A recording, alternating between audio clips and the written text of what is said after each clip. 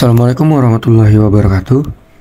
Nama saya Randi Arfiandi dari kelas manajemen 23A NPM 234111093. Di sini saya akan menjelaskan materi tentang sumber daya manusia.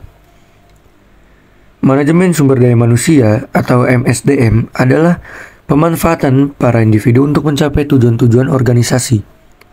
Tujuan manajemen sumber daya manusia adalah meningkatkan kontribusi produktif pada karyawan bagi organisasi secara strategik, etis, dan bertanggung jawab sosial.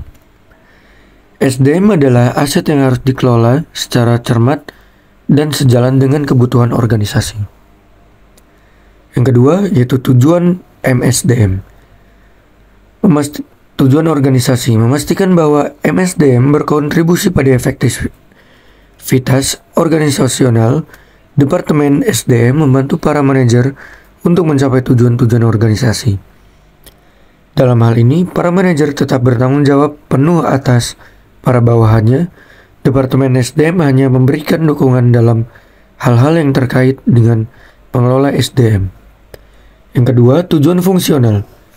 Menjaga kontribusi Departemen SDM dalam tingkat yang layak bagi kebutuhan-kebutuhan organisasi. Sumber-sumber daya akan terbuang percuma jika MSDM tidak direncanakan secara optimal sesuai kebutuhan organisasi. Yang ketiga, tujuan kemasyarakatan. Bersikap etis dan bertanggung jawab sosial, kebutuhan-kebutuhan tantangan-tantangan masyarakat terhadap dan sembari meminimalkan dampak negatif tuntutan-tuntutan tersebut bagi organisasi. Yang keempat, tujuan personal. Membantu para karyawan mencapai tujuan-tujuan pribadi mereka sejauh tujuan-tujuan mendorong kontribusi individual bagi organisasi. Tujuan personal para karyawan akan tercapai jika para karyawan dipelihara, dipertahankan, dan dimotivasi. Jika tidak demikian, kinerja dan kepuasan karyawan akan menurun dan karyawan bisa meninggalkan organisasi. Fungsi MSDM. 1. Penyediaan staf.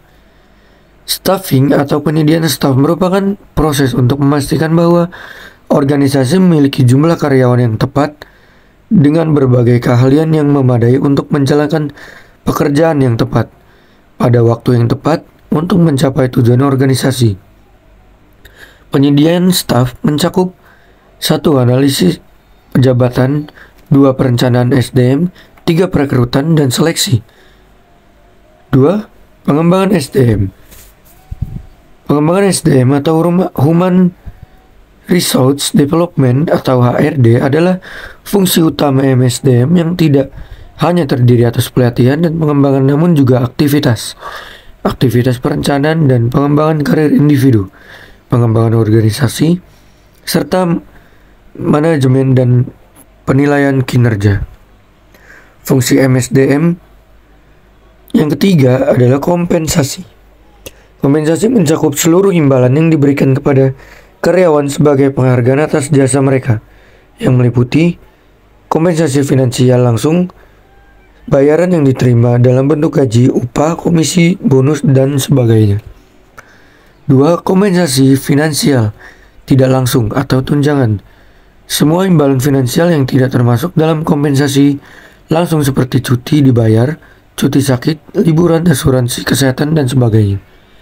Kompensasi non-finansial, kepuasan yang diterima seseorang dari pekerjaan itu sendiri atau dari lingkungan psikologis dan atau fisik di mana orang tersebut bekerja. Yang keempat, keselamatan dan kesehatan. Keselamatan adalah terlindungnya para karyawan dari luka-luka yang disebabkan kecelakaan yang berhubungan dengan pekerjaan. 2. Kesehatan adalah terbebasnya para karyawan dari penyakit fisik maupun emosional.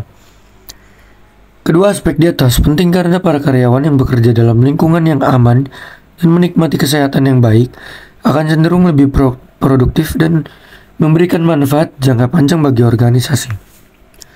Yang kelima, kebutuhan karyawan dan perburuan. Suatu perusahaan secara hukum harus mengakui adanya serikat pekerja dan berunding dengan itikat baik jika para karyawan perusahaan tersebut menginginkan adanya serikat pekerja untuk mewakili mereka. Aktivitas SDM yang terkait dengan perundingan kolektif seringkali disebut juga sebagai hubungan industrial. Yang keenam, kesaling terhubungan fungsi-fungsi MSDM. Seluruh bidang fungsional MSDM saling terhubung erat. Keputusan-keputusan di satu bidang akan memengaruhi bidang-bidang lainnya. Beberapa contoh yaitu merekrut calon yang berkualitas terbaik hanya akan membuang waktu, tenaga, dan uang jika kompensasi yang diberikan tidak memberikan motivasi karyawan. Sistem kompensasi yang baik tidak akan efektif tanpa ditunjang lingkungan kerja yang aman dan sehat bagi para karyawan. Itu saja yang bisa saya sampaikan, kurang lebihnya saya mohon maaf. Kepada Allah saya mohon ampun.